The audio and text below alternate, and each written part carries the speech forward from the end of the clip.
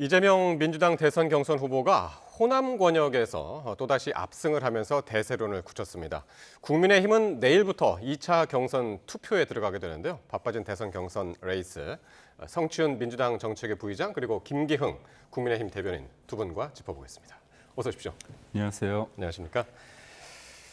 자, 더불어민주당 이재명 대선 경선 후보가 세 번째 순회 경선 지역이죠. 그러면서 또 이제 당의 뿌리인 호남에서도 1위에 올랐습니다. 이재명 후보 1위는 예상됐던 만큼 득표율이 관심이었는데 88.69%. 어떻게 보십니까? 충청 권역보다는 일단 높게 나왔습니다.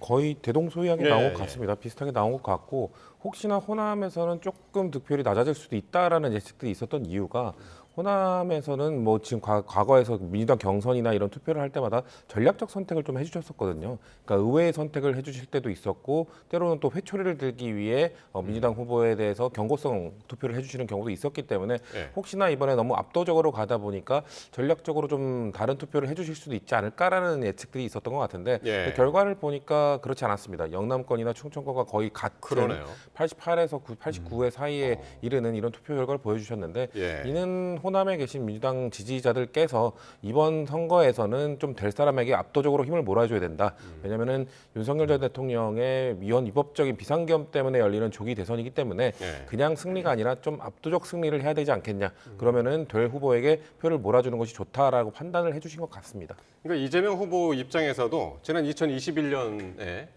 유일하게 이낙연 후보한테 맞습니다. 진 지역이 바로 여기였잖아요. 그만큼 이번에 공을 많이 들였던 것 같아요. 저는 근데 이제 득표율에 봤을 때는 안도할 수 있으시겠지만 제가 볼 때는 투표율이거든요. 투표율을 보면 충청이 57.87%고요. 영남이 70.88%. 근데 이번에 53.67%로 50%를 조금 넘었습니다. 투표율을 주목하셨군요. 맞습니다. 그만큼 뭐냐면 저희도 권리당원들 투표를 할 때 처음에 이제 온라인 투표를 합니다. 온라인 투표를 할 때 이른바 이제 투표 링크가 전송돼서 그거를 저희가 클릭을 하면 투표를 할 수 있는 겁니다. 그리고 또 나서 ARS가 옵니다. ARS가 걸려오는 것도 있고요. 또 우리가 직접 걸 수 있는 것도 있습니다. 그리고 또 마지막에 다시 한번 온라인 투표를 할 수 있거든요. 결국 성의만 있으면 투표를 하겠다는 의지만 조금만 있으면 언제든지 할 수 있다는 얘기입니다. 근데도 불구하고 권리당원들이 50% 조금 넘었다. 사실상 2명 중에 1명이 했다는 건 저는 한 분들 입장에서는 많은 득표를 했지만 투표율 자체가 낮았다. 이거는 보이지 않는 소위 말해서 호남의 민심이 이재명 전 대표, 이재명 후보에 대해서 압도적인 지지를 한 게 아니라 여전히 거리를 두고 있다. 저는 그렇게 보는 게 맞다. 호남 투표율 53.67%. 민주당에서는 어떻게 보나요, 이 수치를? 사실 투표 첫날 투표율이 20%대에 그쳤었거든요. 그때는 방금 말씀하신 우려의 목소리가 당내에서도 있었습니다. 투표율이 너무 낮게 나올 경우, 최종 투표율이 한 40%대에 그칠 경우 이건 호남 민심의 사실상 경고성 메시지 아니겠느냐 이런 우려도 있었는데 그래도 50%를 넘겼다는 것 자체에서는 그리고 박범계 선관위원장이 발표를 하면서 얘기했었거든요. 그러니까 22년 그때 경선과 달리 투표율은 조금 떨어졌지만 실제 투표를 한 당원의 수는 훨씬 늘었다. 왜냐하면 호남의 당원 자체가 그때와 비교해서 훨씬 더 규모가 늘었기 때문이죠. 분모가 커진 거군요. 분모가 커졌습니다. 그렇기 때문에 투표에 참여한 사람들은 많아졌고 하지만 그렇다고 해서 대변인께서 말씀하신 것처럼 투표하지 않은 호남 당원들의 민심 이것도 저희는 헤아려야 된다고 생각하거든요. 그렇기 때문에 물론 만족할 만한 당내에서는 만족할 만한 투표율이 나왔습니다만 투표하지 않은 호남 당원들 역시 원선 투표까지 이어지게 하기 위해서는 향후 우리 민주당이나 아니면 이재명 후보가 분명 이 수치에 대해서는 좀 고민해볼 필요가 있다. 그 부분은 저희도 받아들여야 된다고 생각합니다. 내일이면은 이제 민주당 마지막 경선입니다. 수도권, 그러니까 강원하고 제주 포함해서 수도권 지역에서 합동 연설회 열고 거기서 이제 순회 경선을 끝내게 되는데 여기서 이제 민주당의 대선 후보 최종적으로 이제 결정되는 거거든요. 이재명 후보. 이재명 후보가 되겠죠. 이른바 이제 저도 기자를 했지만 잘 아시겠지만 우리가 특이 사항이 있을 때 뉴스의 가치, 뉴스의 어떤 뉴스다운 뉴스지 않습니까? 이재명 후보가 1등이 되겠다, 민주당 후보가 된다는 건 제가 볼 땐 더 이상 뉴스는 아닙니다. 그렇다면 제가 볼 때 이런 압도적인 지지가 어떤 의미일까? 저는 그 부분에 있어서 여론조사, 지금 권리당원까지의 어떤 수치이기 때문에 권리당원에서는 이른바 9대 명, 90% 정도의 어떤 지지율이 나올 것 같은데 여론조사에서는 어느 정도 나올까? 제가 볼 땐 80% 정도 나와서 합치면 85% 정도 나오지 않을까 싶습니다. 그리고 무엇보다도 저는 다양성이라는 측면에 있어서 김경수 후보와 김동연 후보가 두 자릿수를 못 갖는다는 의미가 어떤 의미를 가질지, 이게 처음에 출발했을 때 룰 세팅에 대한 불만이 있었잖아요. 원래 23년 동안 민주당이 가졌던 국민들이 참여할 수 있는 국민 경선을 바꾼 거 아닙니까? 그거에 대한 어떤 우려가 있었고, 또 하나는 2024년도 총선에서 비명 현직 의원들을 배제한 상태에서 여론조사를 돌렸던 그 업체가 이름만 바꾼 상태에서 이번에 또다시 여론조사를 하고 있는 것에 대해서 불만이 있었거든요. 굳이 이렇게 9대명까지란 말이 나올 정도인데도 불구하고 왜 다른 후보들이 숨쉴 수 있는 공간, 그런 공간을 만들어내지 않았는지에 대해서 어떻게 보면 제가 볼 때는 조금 욕심이 좀 많으신 게 아닌가 그런 생각을 한번 그러니까 민주당 경선 룰이 민심 50, 당심 50 이렇게 되는 거죠. 그러니까 지금은 계속 이제 경선 지역 돌아다니면서 이제 당심을 지금 들여다보고 있는 거고. 맞습니다. 그래서 이제 한 90% 나오고 민심이 한 80 해가지고 최종적으로 한 85 정도 되겠다. 지금 그렇게 얘기를 하신 거예요. 저도 뭐 예측은 비슷하게 하고 있습니다. 왜냐면은 이제 지금 전국에 있는 그 민심 여론조사 역시 지금 수치는 계속 나오고 있는데 발표를 이제 내일 한꺼번에 하는 거거든요. 네. 그리고 거기에는 이제 당원들뿐만 아니라 이제 무당층도 들어가게 됩니다. 우리 당도 이제 역선택 방지 조항이 있기 때문에 타 정당을 지지하는 분들은 못 들어오게 되어 있습니다만 민주당 지지자뿐만 아니라 무당층에 속한 분들도 투표에 참여할 수 있도록 되어 있기 때문에 그분들의 민심은 아무래도 당심보다는 조금 더 이재명 후보에 대한 지지가 좀 떨어지지 않을까. 그러면 말씀하신 대로 합쳐지게 되면은 80% 중반 정도로 많은 분들이 예측하고 있는데 이거에 대해서 말씀하신 것처럼 뭐 다양한 목소리가 배제된 거 아니냐. 룰 세팅이나 이런 부분에서 너무 작은 후보들, 그러니까 이 약이라고 평가되는 그 후보들의 목소리를 너무 담아주지 않은 것 아니냐라는 비판 저는 겸허히 수용해야 된다고 생각을 하고요. 그럼에도 불구하고 이렇게 한 명이 독주하는 체제가 늘 나쁜 결과로만 이어졌던 건 아니거든요. 그러니까 떠올려 보면 국민의힘도 2012년 때 박근혜 후보가 상당히 압도적으로 당선이 됐었거든요. 그 당시 2007년에 이명박 후보한테 진 이후에 어떻게 보면 대선 재수를 하는 2012년 때 제 기억에는 84%에 달하는 거의 득표율로 새누리당의 후보가 돼서 2012년 본선에서 결국 승리하지 않았습니까? 그랬던 경우도 있기 때문에 한 명의 이 독주 체제로 인한 결과가 나오는 것이 반드시 본선에서 나쁜 결과로 이어지는 것은 아니다. 그만큼 당의 당원들이나 이 국민들의 지지가 한 후보에게 좀 쏠리면서 그 후보가 정권 교체를 해주길 바라는 그 민심이 좀 더 강하게 확인된 걸로 저희는 해석해도 된다고 생각합니다. 예. 자, 그럼 2위 대결은 어떻게 보시나요? 조금 전에 이제 표로 잠깐 나왔습니다만 이번 호남 권역에서도 김동연 후보가 김경수만 딱 놓고 봤을 때는 김동연 후보가 꽤 앞섰어요. 그렇죠. 그리고 수도권에서도 아무래도 김동연 지사가 지금 현직 경기도지사기 때문에 그 2등 순위가 바뀔 것 같지는 않습니다. 근데 사실 두 분이 이 정치 경력이 생각보다 이 네임밸류에 비해서 그렇게 길지가 않아요. 김동연 지사도 사실상 경제 관료로서 상당히 오랫동안 하시다가 경기도지사가 첫 번째 어떻게 보면 선출직 공무원이었던 것이고 김경수 지사 역시 노무현 대통령의 마지막 비서관 이런 식으로 되게 유명해져 있긴 합니다만 경남도지사를 했던 것이 유일한 어떻게 보면 정치 경력이기 때문에 그런 것들에 대한 국민들이 이제 민주당에서도 이런 분들이 이제 정치적으로 중앙 정치로 이제 진출하는구나라고 받아들여지는 저는 그런 차원의 경선이었다고 보고요. 그렇기 때문에 2등은 제가 봤을 때는 그냥 지금 순위 그대로 나타나지 않을까라고 예측을 해봅니다. 어제 민주당 토론회가 있었거든요. 근데 거기서 이재명 대표가 정치 보복을 하지 않을 거라고 아무리 약속을 해도 믿지를 않는다. 방법이 없겠냐 이렇게 하면서 이제 답답했거든요. 네. 국민의힘에서 왜 안 믿고 있나요? 아니 국민의힘에서 안 믿는 게 아니라 국민들이 안 믿는 거 아닙니까? 예. 근데 저는 이재명 후보에게 말씀드리고 싶은 게 본인의 말에 대해서 어떤 무게감이 떨어지기 때문에 국민들이 의아해하는 거 아닌가 그런 생각을 합니다. 왜냐 본인이 직접 입으로 권력은 잔인하게 행사해야 된다 얘기를 했고 누가 정치 보복을 유력한 대선 주자가 하느냐 이렇게 말을 하느냐 정치 보복은 몰래 하는 거지 그런 것들을 유세에서 또 말씀을 하셨어요. 그게 다 영상으로 나와 있습니다. 그리고 우리가 민주당이 2024년 총선 때 비명 행사라는 그런 얘기가 있었죠. 사실상 당내 어떤 경선 과정에서의 어떤 유력한 후보였던 박용진 후보 같은 경우는 끝내 컷오프된 거 아닙니까 사실상. 그래서 비명이란 공간이 없어진 거는 현실입니다. 그런 과정을 봤을 때 이재명 대표가 아무리 지금 통합의 어떤 메시지를 던진다고 하더라도 이 부분에 대해서 과연 믿을 수 있을지 당내에서도 그렇고 특히나 저는 대선을 앞두고 1월하고 2월에 비명분들과 많은 통합적인 행보를 했습니다. 악수하시고 사진 찍으시고 포옹하시고 그랬는데 그 이후에 이름 매블쇼라는 곳에 나가셔서 뭐라고 얘기했냐면 체포동의안 관련해가지고 통과시킨 부분들 그 비명계를 향해서 검찰과 짠 짓 이런 표현도 하시고요. 폭력 집단과 암거래하는 세력들이 당내에 있으면 이 당이 어떻게 되느냐 이런 말씀까지 하셨습니다. 예. 그런 측면에서 저희가 봤을 때 문재인 정부도 5년 내내 적폐청산을 하시지 않았습니까?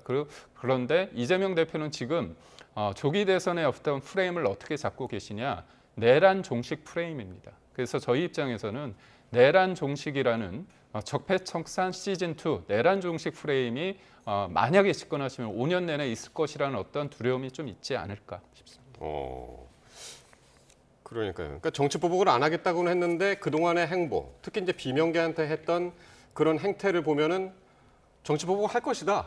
그렇게 예상을 할 수밖에 없다라고 이제 그런 이야기 하셨어요. 글쎄요, 저는 그런 부분보다는 방금 마지막에 말씀하셨던 2017년 그 조기 대선 때, 그 당시에도 이제 박근혜 대통령이 파면으로 열렸던 그때 그 이후에 이제 문재인 정부가 말씀하신 적폐청산 그 과정 속에서 일어났던 일들에 대한 기억들 때문에 아무래도 국민들께서는 이번에서도 말씀하신 것처럼 민주당이 내란 종식을 내걸었는데 내란 종식이라는 키워드 때문에 파생되어서 많은 사람들에 대한 보복까지 이어지는 것 아니야? 사실상 국민의힘의 모든 사람들, 뭐 국회의원을 비롯한 내란에 동조했다는 기준이 상당히 객관적이지 않고 모호할 수 있기 때문에 그런 기준으로 너무 많은 사람들에 대한 심판을 하려는 것 아니야라는 의구심을 가질 수는 있습니다만 저는 그때 적폐청산 때는 많이 다르다고 생각을 합니다. 왜냐하면은 그 당시 박근혜 대통령은 이 국정농단이라는 그런 직접적인 이유에 의해서 파면을 당했지만 우리가 내세웠던 적폐청산은 사실 기준이 좀 모호했던 측면이 분명히 있습니다. 왜냐하면 적폐청산이라 한든 그 당시에 적폐라고 딱 했던 것은 우리가 모두가 갖고 있었던 약간 불감증, 도덕 불감증 이런 거에 의한 뭔가 도덕적 해이들이 많았었는데 그건 우리도 분명 갖고, 그러니까 우리라는 것은 민주당도 갖고 있던 부분이거든요. 그거에 대해서 너무 상대방에 대한 잣대로만 들이대니까 결국 나중에는 내로남불 프레임에서 갇혀버리지 않았습니까? 그런데 이번에 내란은 좀 다릅니다. 윤석열 전 대통령과 함께 뭔가 비상계엄에 참가했던 사람들, 중요 임무 종사자들 이런 사람들에 대한 심판을 확실하게 마무리하게 된다면은 그 이후에는 뭔가 국민의힘 발언 그 내부에서 뭐 예를 들면 뭐 계몽을 이야기했던 사람들이라든지 이런 부분들에 대해서는 뭐 법적으로 그냥 따져볼 것만 따져보고 그 이후 이상으로 나가지만 않는다면은 저는 충분하게 이 내란 종식, 내란 종결은 할 수 있다고 생각하기 때문에 지금 국민들이나 국민의힘이나 보수 진영에서 생각하고 있는 또 내란이라는 한 단어로 보수 진영을 사실상 괴멸시키려는 것 아니냐라는 우려는 전 그렇게 크게까지 할 필요는 없다고 생각합니다. 예. 민주당 주자들 사이에서는 지금 뭐 검찰 개혁 이런 목소리도 한 목소리로 나오고 있기 때문에 이런 것조차도 국민의힘에서는 이제 정치 보복이라고 보고 있고 앞으로 이제 대선 후보들이 최종적으로 정해지고 본격적인 경선 레이스에 들어서면 이 정치 보복 얘기도 한 이슈가 될 것 같은 그런 생각이 드네요. 자, 국민의힘은 4강 후보들 간에 오늘 뭐 처음이자 마지막 토론회가 열렸습니다. 양자 토론, 그러니까 1대1 맞수 토론에서 상당히 이제 수위 높은 공세가 오갔던 만큼 오늘 4강 토론에도 상당히 관심이 쏠렸었는데요. 오늘은 어떻게 보셨는지, 먼저 대변인님. 아무래도 양자 토론, 어제까지 진행된 토론에서는 탄핵에 찬성했던 분들이 반대했던 분들, 또 반대했던 분들이 찬성했던 분들에 대해서 공격을 했다고 봅니다. 그거는 제가 볼 때 전략상 맞은 게 찬반에 대한 어떤 결집도를 좀 높이고 그 어떤 두께라고 할까요? 부피를 늘리는 그런 차원에서 뭔가 찬반에 의해서 사람들로 하여금 뭔가 우리를 지지해달라 그런 쪽에 어떤 시그널을 보냈다고 보고요. 오늘은 뭐냐면 제가 볼 때 사자 토론을 통해 가지고 저희가 29일에 2명의 결승전에 나가는 사람을 뽑습니다. 그렇죠. 그렇다면 제 2명이 찬반에서 1명씩 저는 올라갈 수 있다고 보거든요. 그렇다면 그 찬성을 하는 쪽 내에서 또 탄핵에 반대하는 쪽 내에서 서로 간에 오늘 좀 다툼이 있었습니다. 그런 측면에서 홍준표 후보가 김문수 후보 관련해서 일제시대 때 있어서의 어떤 국적 부분에 대해서 좀 강하게 질문을 했고요. 그거에 대한 어떤 공방이 있었고요. 또 하나는 안철수 후보에 대해서 한동훈 후보가 스테이블 코인 그다음에 또 CBDC라고 해서 중앙은행 디지털 화폐 관련해서 미국. 여러 가지 좀 예. 물어봤었죠. 예. 그런 걸 봤을 땐 의외로 찬반에 대한 어떤 입장과 공격, 공수가 있는 게 아니라 예. 안에 진영 내에서 왜냐? 어차피 이 안에서 내가 1등이 돼야지만 결승에 오를 수 있기 때문에 예. 좀 구도 싸움이 달라졌다 이렇게 볼 수 있습니다. 그러니까요. 저도 그러니까 1대1 마스토론 첫날은 이제 안철수, 김문수 대결. 맞습니다. 둘째 날은 한동훈, 홍준표 대결. 이제 그런 모습을 이제 많이 봤었고 지금 말씀하신 것처럼 오늘은 진짜 그 찬탄, 반탄, 그 진영 간의 싸움 그런 모습들도 이제 많이 보였던 것 같아요. 그렇죠. 그런 것도 있고 제가 봤을 때는 마수 토론을 할 때는 각 후보들의 좀 단점이 불거졌었거든요. 그러니까 제가 봤을 때는 한동훈 후보의 단점이 좀 불거지는 토론이 마수 토론이었다라고 봤는데 사자 토론으로 이루어지니까 오히려 한동훈 후보의 단점보다는 그래도 장점이 좀 부각되지 않았나. 왜냐하면 한동훈 후보가 뭐 말을 잘한다는 건 누구나 알고 있는 거였는데 사실 홍준표 후보와의 그 3시간에 가까운 그 토론 과정 속에서 이 태도 문제, 토론에 임하는 태도 문제가 상당히 많이 지적이 됐었거든요. 그 홍준표 후보의 뭐 워딩에 의하면 그 깐쪽이라는 단어로 그 표현되는 뭔가 상대방을 좀 너무 배려하지 않는 듯한 토론 태도가 마스 토론에서 계속해서 뭔가 화제가 되고 문제가 됐었는데 사자 토론으로 하니까 이런 태도 문제보다는 결국 내용적 측면으로 말씀하신 것처럼 내용적 측면으로 흘러 들어가게 되니까 한동훈 후보의 단점이 조금 묻혀지고 장점이 좀 부각되지 않았나. 그런 차원에서 저는 탄핵 찬성 쪽에서는 한 후보가 좀 붙이는 계기가 됐던 것 같고 예. 탄핵 반대 쪽은 제가 봤을 때는 좀 오리무중인 것 같습니다. 저는 사실 마스 토론 때는 홍준표 후보가 탄핵 반대 쪽에서는 후보가 될 거라고 생각했는데 네.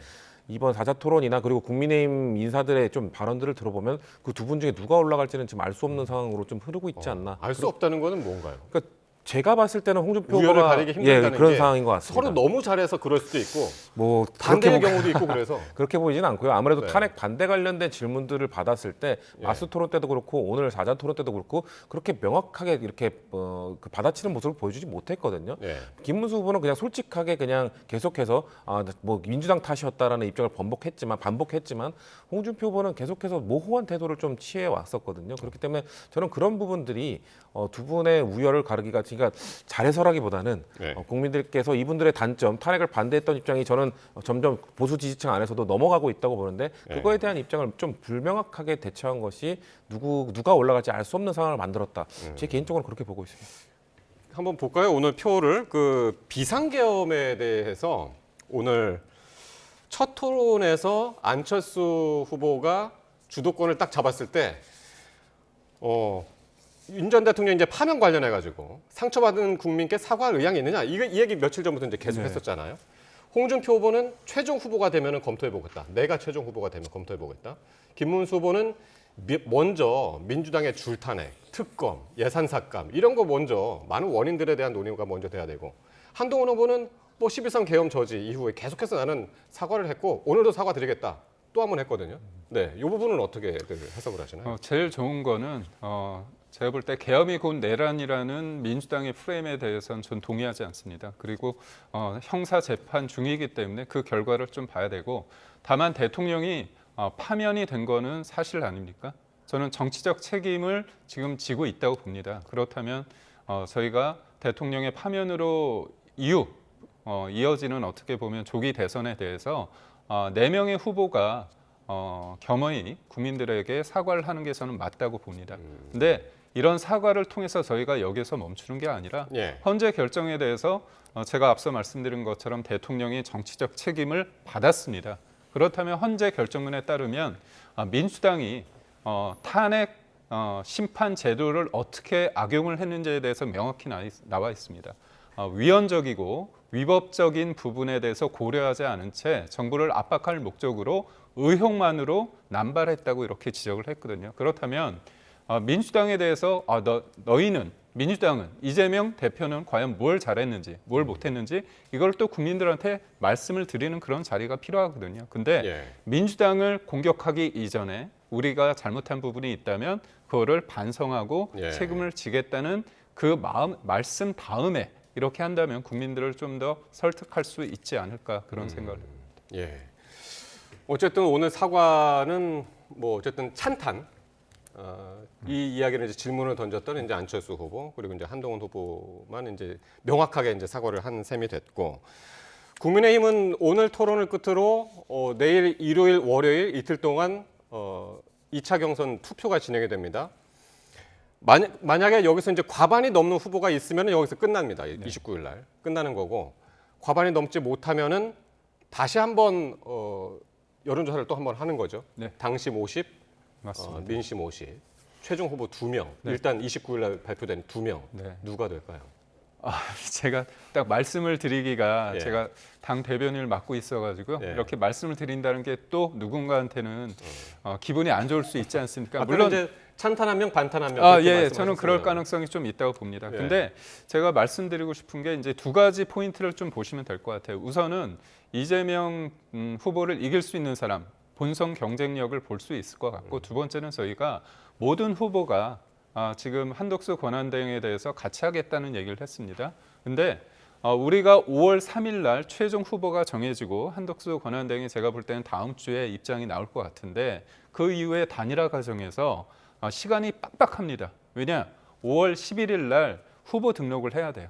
그러면 5월 3일 이후에 그다음에 11일까지 한 일주일뿐이 없습니다. 그러네요. 그럼 일주일 동안 단일화 협상을 지금 4명 후보 중에서 다 적극적으로 어떻게 보면 좀 미온적으로 생각하는 분들이 있는데 막상 단일화 어떤 협상을 했을 때 굉장히 적극적인 후보도 있을 거고 예. 마지못해 하는 후보도 있을 겁니다. 그렇다면 국민의힘 지지자들 당원 입장에서는 여하튼 경선에서 1등이 되는 사람이 예. 한덕수 권한대행 그 단일화 협상에 있어서 적극적이고 그런 협상에 있어서 굉장히 그 단기간에 할 수 있는 후보에 대한 어떤 마음이 더 가지 않을까 저는 예. 그런 생각을 한번 해봅니다. 예. 그러니까 일단 그러면 29일에 끝날 가능성, 50%를 넘길 후보가 나올 가능성은 어떻게 저는 보세요? 그럴 가능성은 좀 지금으로부터는 좀 가능성이 낮다고 가능성이 봅니다. 그리고 제가 앞서 말씀드린 그 이유가 뭐냐면 지금 단일화를 할 때 예. 굉장히 지금 사람들이 어렵다고 생각하지만 수많은 단일화가 있었습니다. 적합도가 있을 거고 경쟁력이 있는데 대체로 서로 간에 주장하는 게 있을 때 반반씩 하게 되거든요. 그래서 여론조사는 한 이틀 할 겁니다. 그리고 또 토론회도 한두 번을 해야 돼요. 그렇게 따지자면 일주일에 꽉 찹니다. 그래서 가장 적극적으로 단일화를 할 후보 그리고 막상 1등이 됐는데 내가 국민의힘 후보이기 때문에 단일화에 대해서 미온적이라고 했을 때 예. 그 설득하는 과정이 지난하면 또 안 되거든요. 예. 그래서 4명의 후보 중에서 어떤 사람이 진짜 진정성을 가지고 단일화를 할지 그리고 무엇보다도 내가 단일화를 해서 한덕수 권한대행이 무조건 이기는 게 아니지 않습니까? 내가 한덕수 권한대행을 이겨서 더 큰 국민의힘 후보가 될 수 있다는 그 담대함과 당당함을 보인다면 그런 후보가 국민의힘 당원들로부터 선택을 받지 않을까. 김 대변인께서는 어쨌든 그 한덕수 권한대행의 출마 가능성을 이제 상당히 높게 보시는 것 같아요. 네. 지금은 어쨌든 잠시 뒤에 이제 그 얘기 계속 하기로 하고 성 부의장께서는 예. 아까 이제 그 반탄 예, 예. 홍준표, 김문수 모르겠다 여기 아직도 모르겠다 그러셨는데 그럼 찬탄 쪽에서 2명 올라갈 가능성도 있다고 보시나요? 그럴 것 같지는 않습니다. 그럴 것 같지는 찬탄 않고요. 쪽에서는 한동훈 후보가 올라갈 거라고 저는 보고 있고요. 근데 제가 홍준표 후보가 올라갈 수도 있다고 생각했던 이유는 사실 지금 보수 진영 안에서도 조기 대선 국면 초반만 하더라도 탄핵을 반대했던 지지층이 훨씬 더 많았거든요. 근데 점점 흐름이 이게 엇비슷해지고 있다고 저는 느껴지고 있습니다. 왜냐하면 이건 상식적인 흐름이라고 보는데요. 보수 지지층 안에서도 당연히 중도층도 고려해야 되고 그렇게 됐을 때는 계속해서 탄핵에 반대 목소리를 내는 것이 전략적으로 보수 진영이 과연 좋을 것인가? 저는 그런 판단 하실 거라고 보거든요. 그런 판단 때문에 점점 탄핵 찬성했던 분들 아니면 모호한 입장으로 선회한 분들 이런 분들에게 전 지지가 높아지고 있는 상황으로 봤기 때문에 계속해서 그냥 탄핵 반대 민주당 탓이다 이 말만 반복하고 있는 김문수 후보보다는 그래도 좀 모호한 스탠스로 하면서 뭔가 중도층에게 어필하려고 하는 저는 홍준표 후보의 그런 모호함이 저희가 볼 때는 매우 잘못됐다고 봅니다만 예. 보수 지지층 안에서는 그래 저런 정도의 스탠스를 갖는 것이 나중을 위해 좋겠다라고 저는 판단하실 거라고 봤기 때문에 예. 홍준표 후보가 올라갈 수도 있다고 봤던 것이거든요. 그렇기 때문에 저는 2명을 굳이 꼽으라면 대변인님은 뽑기 어렵다고 하셨지만 저는 한동훈 후보랑 홍준표 후보가 올라가지 않을까 개인적으로 예. 그렇게 봅니다. 좀 더 자유로운 입장에서는 이제 그런 시각을 가지고 계시는 것 같고요. 자, 오늘 사자 토론에서도 이제 한덕수 후보, 한덕수 권한대행에 대한 이야기가 나왔습니다. 솔직히 얘기해서 한덕수 권한대행의 단일화에 대해서 언짢은가라는 질문을 했습니다. 이 얘기가 왜 났냐면 그동안 한 하루 이틀 사이에 모두 열려 있다. 단일화 가능하다. 이 얘기가 나왔기 때문에 네. 솔직하게 좀 얘기해 달라 그랬더니 모두 가능하다. O를 들었는데 손팻말을 들었는데 그 안철수 후보만 X를 들었습니다. 어쨌든 뭐 안철수 후보도 일단 열어놓긴 한 것 네, 같아요. 열어놓은 X는 거죠. 들었습니다만은. 네. 예.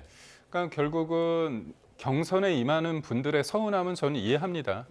돈도 들고 조직도 이렇게 많은 사람들의 도움을 받아서 4강, 그다음에 2강 해서 1강 한 명이 뽑힐 텐데 뭔가 그다음에 또 해야 된다는 그 어떻게 보면 참 허탈할 수 있습니다. 근데 문제는 그런 또 다른 경선 너머에 또 다른 스텝이 있다는 게 결국은 큰 승리를 위해서 그게 큰 디딤돌이 될 수 있다고 본다면 그건 나쁘지 않다고 보고 무엇보다도 이게 국민의힘 후보, 국민의힘 의원 몇 명이 예. 선거 공학적으로 이거를 만든 게 아닙니다. 한 2, 3주 전에 한덕수 권한대행이 트럼프 대통령과 통화를 한 이후에 아주 부쩍 그 한덕수 권한대행에 대한 어떤 관심이 높아지지 않았습니까? 그리고 지지율도 했는데 그건 뭐냐면 그만큼 시대 정신이 제가 볼 때 경제가 굉장히 중요한 거예요. 경제 중에서도 지금 다른 것도 아니고 관세 전쟁 아닙니까?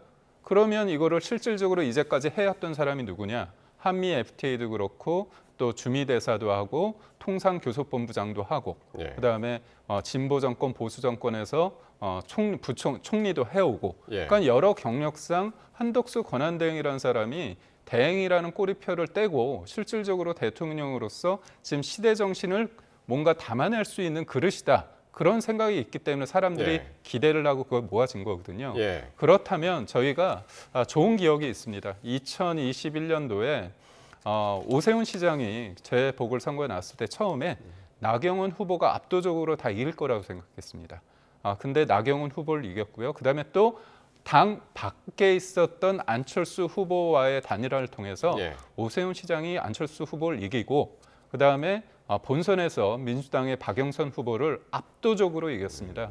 그때 서울의 행정동이 400여 개가 넘는데 5개 동을 빼고 다 이겼거든요. 예. 그런 측면에서 저희가 볼 때 충분히 이런 어떤 과정을 거쳐서 경선을 거쳐서 우리의 어떤 후보들의 어떤 장점이 부각될 수 있다. 저는 그렇게 보고 있습니다. 저희 YTN이 어제 오늘 이틀 동안 이제 그 여론조사 한 것을 이제 계속해서 말씀을 드렸었는데 잠깐 한번 볼까요? 그러면 일단 국민의힘 차기 대선 후보 적합도에서는 이제 국민의힘 안에서만 일단 본 겁니다. 여기서는 한동훈 후보가 1위를 차지했어요. 19%. 계속 상승세입니다. 한동훈 후보는 최근에. 그리고 이제 홍준표, 김문수, 안철수 이런 순위였고요. 그 한덕수 대행이 들어있는 표 좀 한번 보여주실까요? 예, 바로 이제 차기 대선 가상 3자 대결인데 여기도 일단은 이재명 후보랑 안철수 후보가 상수로 이제 들어가 있고 홍준표, 김문수, 한동훈, 안철수 중에서는 홍준표 후보가 3자 대결에서는 가장 높게 나타났죠. 예, 그 다음이요.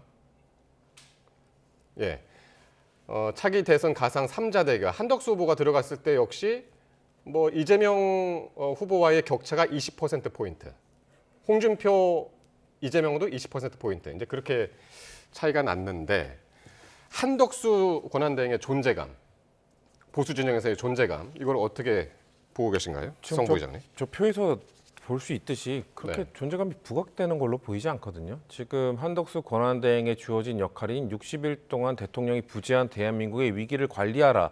이것을 다 내팽개치고 대선 후보에 나올 정도의 지지율이 저는 전혀 아니라고 보기 때문에 저 정도의 지지율 때문에 저걸 사퇴하고 나와서 심지어 정당 국민의힘에서 정치적인 절차를 겪어서 나온 후보와 결승전을 치른다? 이거에 대해서는 저는 일반 국민들뿐만 아니라 보수 지지층 내부에서도 왜 우리가 그래야 되지? 한덕수 권한대행이 그 정도로 압도적 지지율을 보이고 있는가? 이거에 대한 의구심을 갖고 계실 것 같아요. 그렇기 때문에 네. 저는 저 정도 지지율 갖고 과연 사퇴하고 출마한다는 거에 국민들이 납득을 하실 건가라는 말씀을 드리고 싶고, 그리고 아까 제일 처음에 봤던 그 국민의힘 내부에서의 4명에 대한 지지율을 봤을 때 제가 봤던 것 중에 최초로 지금 탄핵 찬성했던 분들의 지지율 합이 반대했던 분들을 앞서는 나오는 결과였거든요. 지금 탄핵 찬성했던 그 안철수 후보와 한동훈 후보를 합치면 31이었고 나머지 두 분을 합치면 30이었습니다. 그렇기 때문에 탄핵 찬성 쪽으로 지금 보수 진영 안에서도 이 흐름이 넘어가고 있다. 그리고 아까 중간에 봤던 그 3자 대결에서 한동훈 후보랑 안철수 후보가 가장 적게 나오는 이유는 저기는 그 탄핵 찬성 쪽에 또 한계인 것 같아요. 이거는 왜냐면은 탄핵을 반대했던 지지층은 그 탄핵 찬성했던 분들이 후보로 올라왔을 때 우린 찍어주지 않겠다라는 또 메시지를 보내고 있는 거라고 저는 보거든요.